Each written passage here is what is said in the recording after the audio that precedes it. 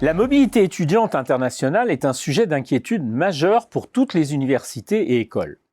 Face aux multiples restrictions de voyage et à la fermeture des établissements, nombreux sont les étudiants qui ont abandonné leur échange, annulé ou repoussé leur séjour. Selon les experts de Campus France, l'agence française en charge de faire venir ces étudiants étrangers, cela pourrait accentuer une tendance à l'œuvre avant la pandémie, celle de la régionalisation des mobilités. Si des modèles économiques sont mis en péril par le tarissement des échanges, comme le montre le cas des universités australiennes, privées des étudiants chinois, la pandémie pose des questions inédites sur les comportements des étudiants et la stratégie des États face à des contraintes nouvelles.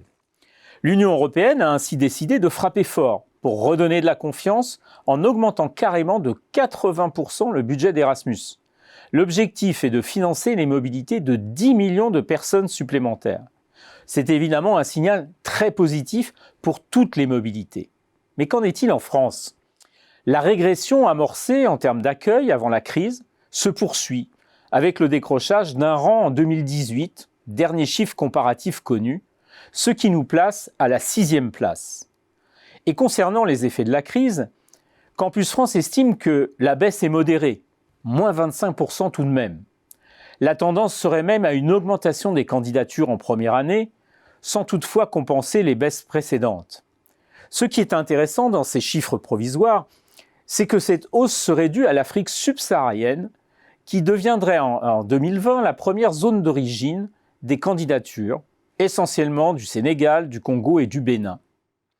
Cette forme de spécialisation et régionalisation, en l'occurrence l'Afrique subsaharienne pour la France, est-elle une tendance partagée ? Oui, selon Campus France, car le phénomène nouveau, observé par ces experts, c'est une forme de régionalisation continentale de la mobilité.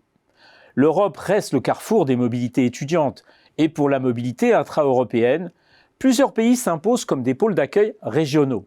La Russie pour l'ex-URSS, le Royaume-Uni pour l'Europe de l'Ouest, ou encore l'Allemagne pour l'Europe centrale. D'ailleurs, plus des 2/3 des 100 000 étudiants français partis en mobilité diplômante en 2018 sont restés en Europe. Et ils sont de plus en plus nombreux à se tourner vers l'Espagne, où les effectifs ont triplé, ou les Pays-Bas, où ils ont été multipliés par 2. L'Europe reste donc très attractive et des pays jusque-là peu dynamiques émergent. De façon inattendue, même s'ils partent de loin, la Turquie, la Pologne et le Portugal sont les pays d'accueil européens qui ont le plus gagné en attractivité. Certes, me direz-vous, mais les gros bataillons des étudiants asiatiques, et particulièrement les Chinois, vont-ils continuer à venir en Europe et en France ? Il est probable que ce nombre va diminuer, à la fois comme conséquence de la pandémie, parce que ces pays créent des universités, et parce que leur mobilité évolue. D'autres pays asiatiques envoient ainsi de plus en plus d'étudiants hors de leurs frontières, l'Inde, le Vietnam et même le surprenant Népal. Mais ils s'orientent de plus en plus dans des pays relativement proches géographiquement, le Japon, la Corée du Sud ou encore l'Australie, même si les États-Unis demeurent une de leurs destinations de choix. Cette régionalisation est évidemment un défi. La digitalisation, les hubs et implantations à l'étranger seront-elles le futur d'une nouvelle forme de mobilité ? De nombreux établissements français, particulièrement les écoles, s'y sont en tout cas engagés.